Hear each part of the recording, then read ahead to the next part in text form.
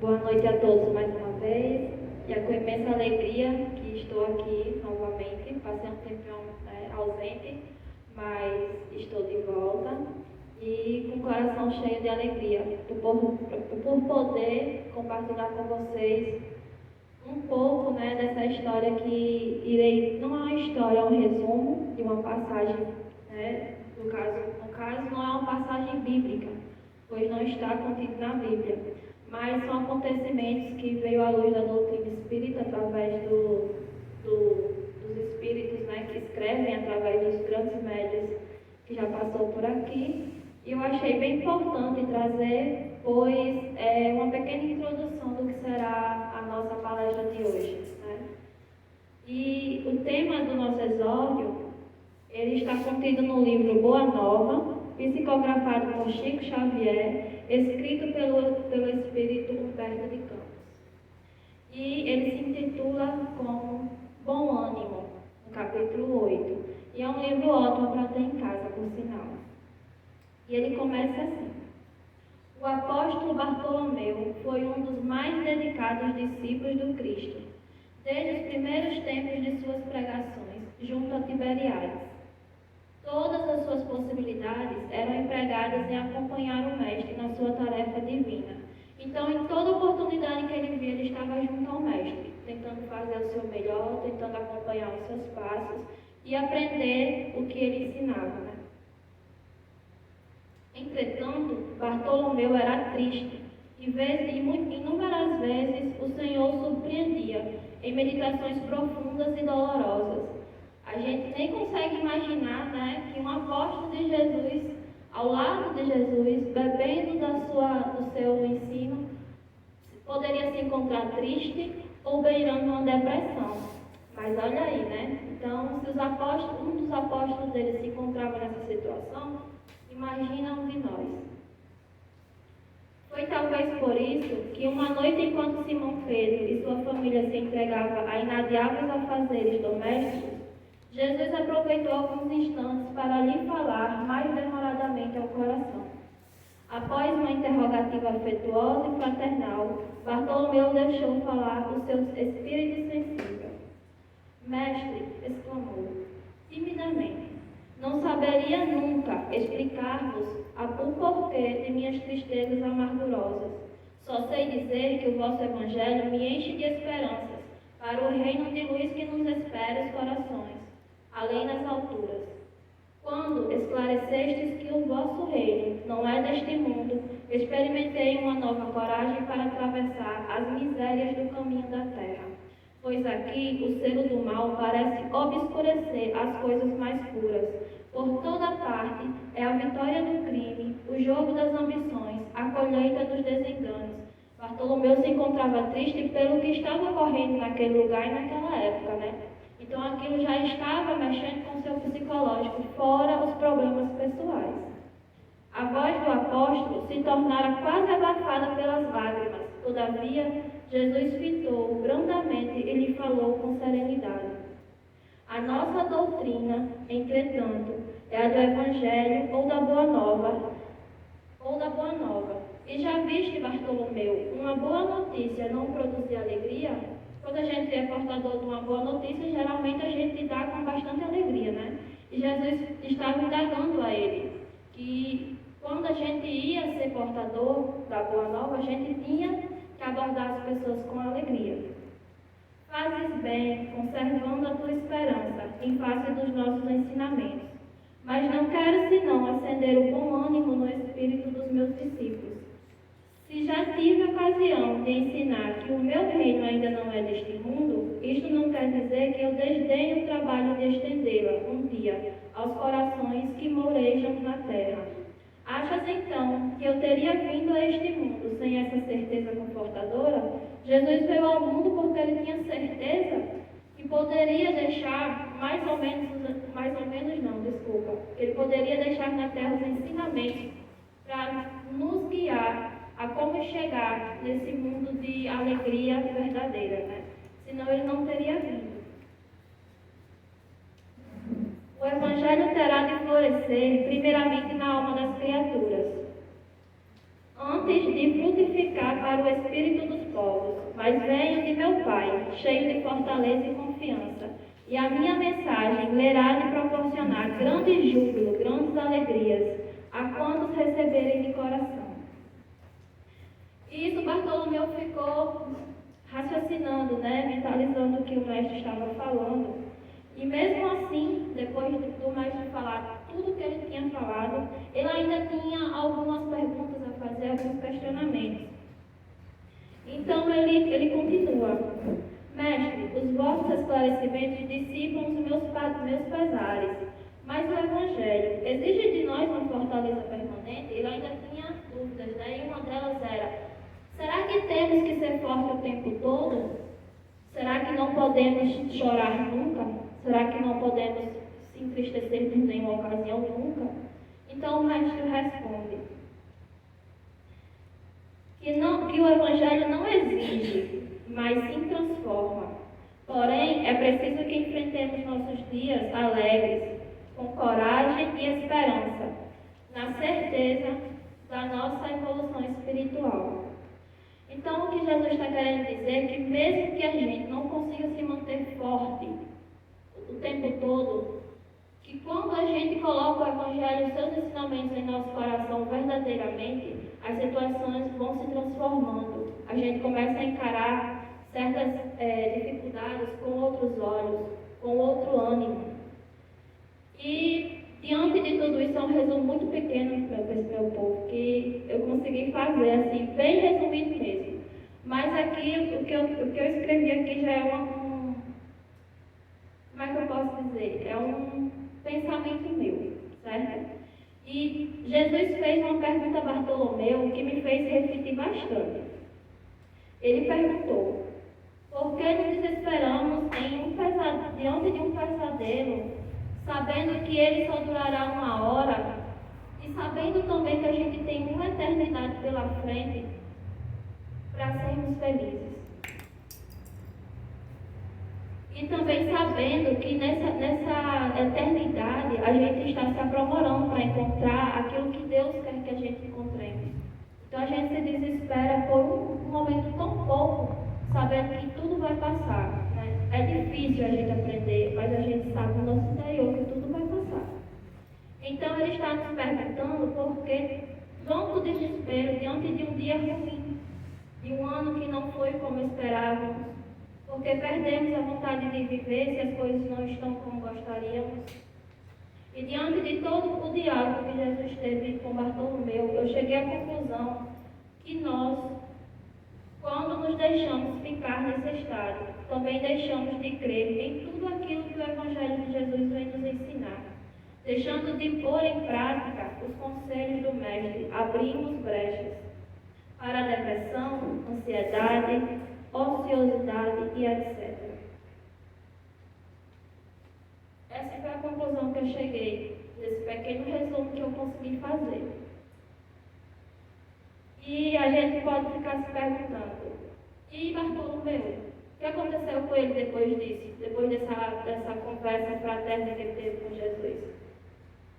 Ele enfrentou vários outros desafios, e grandes desafios, principalmente dentro da família.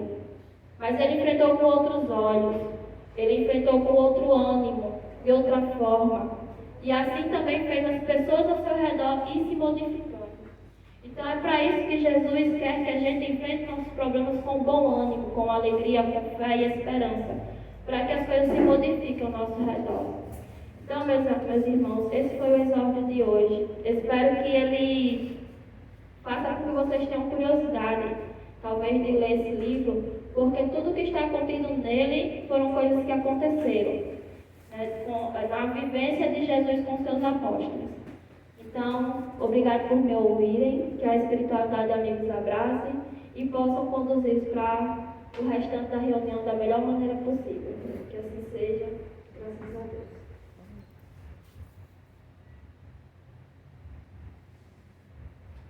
Boa noite, meus irmãos. Boa noite. Que a paz de Cristo esteja entre nós.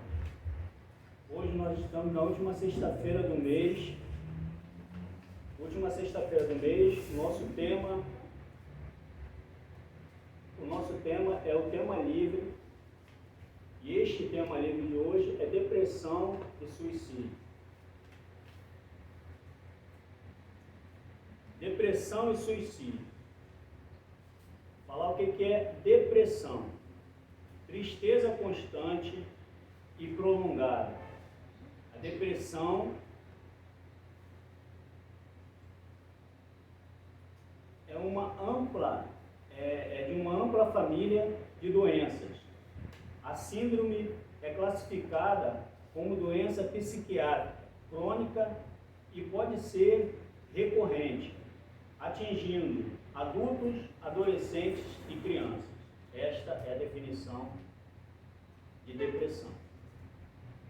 O primeiro passo para que a gente possa identificar a depressão em nós mesmos ou em alguém próximo a nós é observar. A primeira coisa a ser feita é observar. Se ela está sempre triste por mais ou menos uma faixa de 15 dias, já é um sinal de alerta para que essa pessoa possa estar desenvolvendo um quadro de depressão. A depressão, ela tem 3 estágios. Ela tem o leve, o moderado e o profundo. O quadro leve, há muitas pessoas que convivem com isso a vida toda. O quadro leve. O quadro leve é justamente naquele momento que a pessoa está sozinha e tem uma crise de choro do nada. Esse é um quadro leve. No quadro moderado, a pessoa já não consegue mais fazer os seus afazeres, seja eles afazeres domésticos ou profissional. A pessoa começa a faltar no trabalho ou descuidar com as suas tarefas. Quadro moderado. E no quadro profundo, aí a pessoa já começa a perder o contato com o mundo. Em geral, ela se isola dentro de um quarto e lá, até as frestas que tem na janela, ela começa a tampar porque ela quer viver num ambiente totalmente escuro. A depressão por si só, ela já é gravíssima. Então, seja qual for o estágio da depressão, é sempre perigoso. Então, é ideal que nós não tratemos essa doença como algo simples, como algo, por exemplo, vou citar aqui um exemplo. Você vê uma pessoa e a pessoa está nesse estado de depressão, vamos dizer, um estado moderado.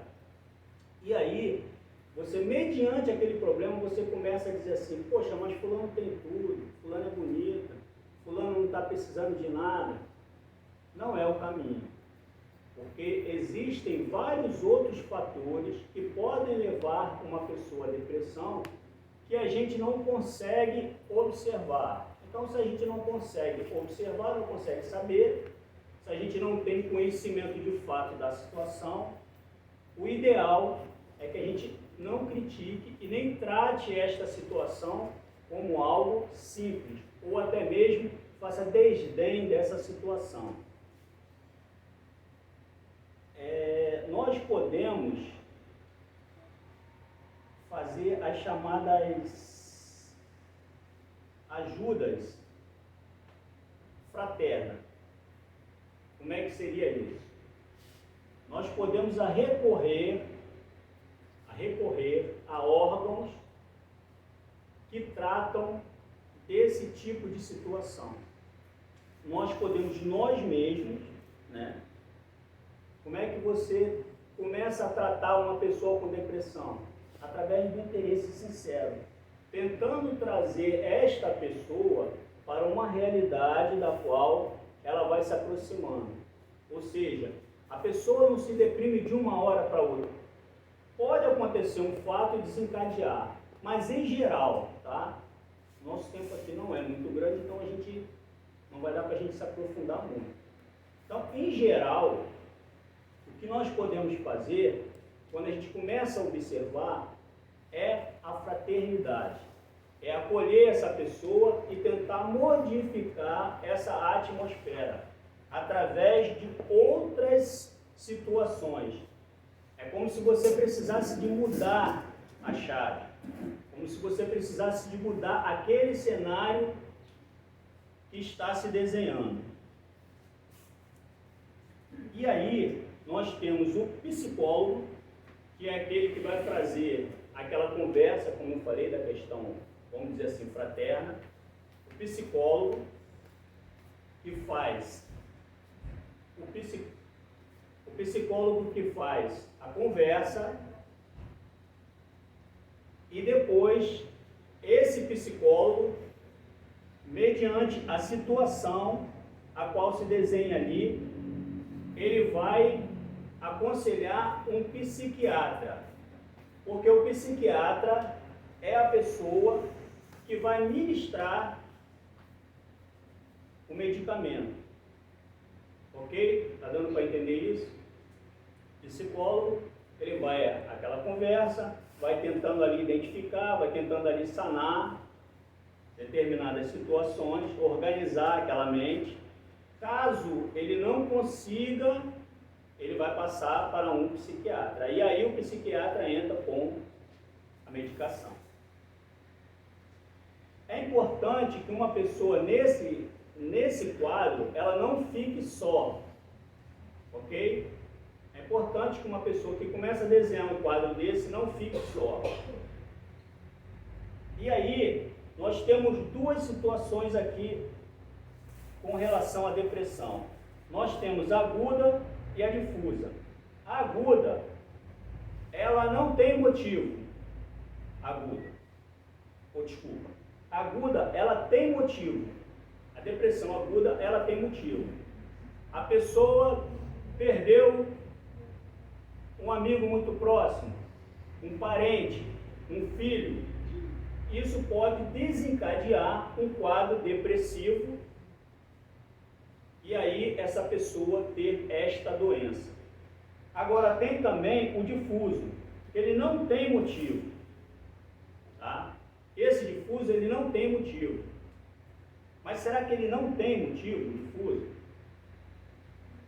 Quando nós vamos para a luz da doutrina, esse difuso que aparentemente não tem motivo, neste momento, nesta vida, ele começa a ser investigado aonde? Aonde começa a ser investigado? Se ele não tem motivo agora, ele começa a ser investigado aonde? Em vidas passadas, certo? Começa a se investigar as vidas passadas. E aí, na história da humanidade, é uma história que foi escrita com muitas batalhas e com muito sangue e muita barbárie. Então, é pouco provável que um espírito milenar que viveu neste planeta, cuja história é de muitos conflitos, não tenha tido nenhum tipo de quadro dele ver a própria família destroçada, dele mesmo ter sofrido graves violências. Então, aquela mente ali pode trazer algum tipo de perturbação de vidas passadas. Então, o próprio difuso, que para a medicina, muitas das vezes, ele se enquadra como sem motivo aparente, para nós, ele passa a ter um motivo, que não está neste presente, mas que está no passado, nas vidas passadas. E essas vidas passadas, elas existem um fenômeno que existe fora das vidas passadas, existe um fenômeno que existe que são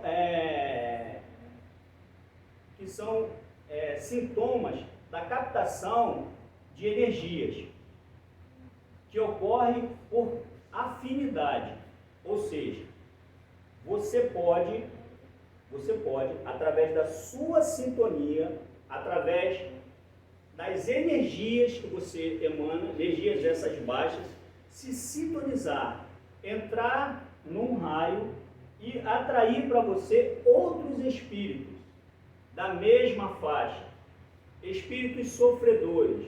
Não necessariamente, num quadro de obsessão, são espíritos inimigos seus. Muitas das vezes é apenas a sintonia. Você é sofredor naquele momento, e aí você atrai outros espíritos sofredores, ok? E aí, essas vibrações se ligam a esses espíritos, gerando dor. E chega um momento que já não sabe mais quem está obsidiando quem. Uma hora você é obsidiado, outra hora você é obsessor. Aí acontece que o espírito desencarnado obsidia a alma, o espírito encarnado, ou seja, o desencarnado obsidia o encarnado, e o encarnado obsidia o desencarnado, por causa da sintonia que existe ali. Então aquilo ali se funde e começa a ser um sentimento só. A dor de um passa a ser a dor do outro, a dor de outro passa a ser a dor de um. Então é um processo que vai, pela questão da afinidade, que vai ficando muito complexo, ok? Complexo não quer dizer que não tenha solução, certo?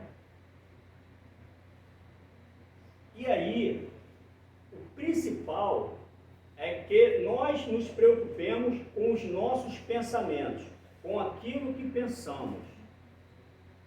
Porque a gente sente quando os nossos pensamentos começam a ser negativos. A gente percebe isso.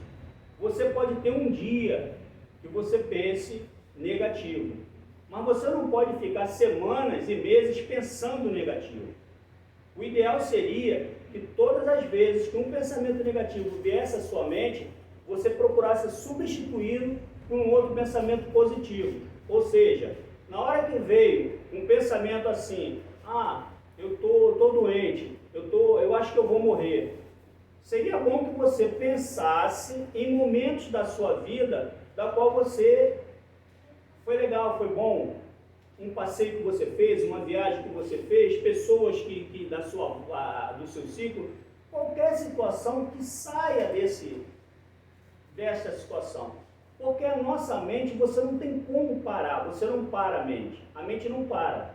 Ela está ali o tempo todo gerando energia, e esse pensamento é energia. Então você não para ela. Mesmo dormindo, você não para. Tem vezes que você deita na cama, quando você pensa que não, já está na hora de levantar. Aí você diz assim, nossa, eu nem sonhei, eu nem isso, eu não fiz aquilo, mas fez. Você não tem a percepção por uma questão física. Porém, a questão espiritual, ela vai muito além dessa questão matéria.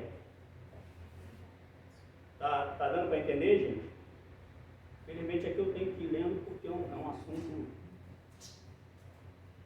E aí, é natural que nós tenhamos algum tipo de sofrimento. Por exemplo, você foi fazer uma determinada tarefa, aquela tarefa não deu certo, você contava com aquilo ali, aquilo não deu certo. É natural você se aborrecer, sofrer? Natural. Você perdeu o emprego, você não vai chegar em casa feliz, perdi o emprego.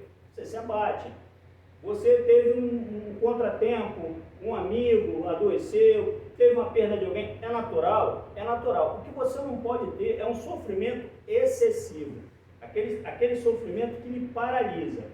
Você tem aquele sofrimento e aí você não consegue fazer mais nada. Passa um dia, passa 2 dias, passa 3 dias, passa uma semana, você paralisou. Você olha, a vida está passando e é como se a vida estivesse indo para lá e você indo para cá. Então isso daí que não é natural. Mas sofrer é natural. Faz parte. A gente não consegue evitar o nosso sofrimento e tampouco o sofrimento das outras pessoas que nós amamos. Agora, nós podemos sim ser solidários a nós mesmos e às outras pessoas no momento de dificuldade. Agora sim, existem pessoas que têm até a boa vontade de auxiliar, mas às vezes a pessoa acaba se perdendo um pouco. Por exemplo, você tem uma pessoa que está desenvolvendo um quadro depressivo. Aí você quer mudar o cenário dessa pessoa. Aí o que você faz? Pega a pessoa e leva para o hospital. Aí lá no hospital você começa a mostrar pessoas que estão lá dilaceradas. Isso não é ajuda. Isso daí você vai piorar o quadro dessa pessoa. Porque não vai para ela surtir nenhum tipo de efeito saber que tem pessoas piores do que ela naquele momento. Porque naquele momento ela não está enxergando as pessoas. Um dos principais sinais de uma pessoa depressiva é que ela pensa muito só nela. Ela só vê ela. Ela só percebe o que acontece com ela. Então não adianta você levar ela no hospital para mostrar um queimado, um cortado, um furado, um dilacerado. Isso não adianta. Ok? E aí a gente muda esse quadro levando para passear, levando para praticar esporte, quem gosta de dançar, quem gosta de fazer coisas que possam trazer uma satisfação pessoal. Porque em geral, a depressão, ela começa, e é um desafio muito grande ainda para a medicina, a depressão, mas para nós que temos a luz da doutrina espírita, a depressão ela começa a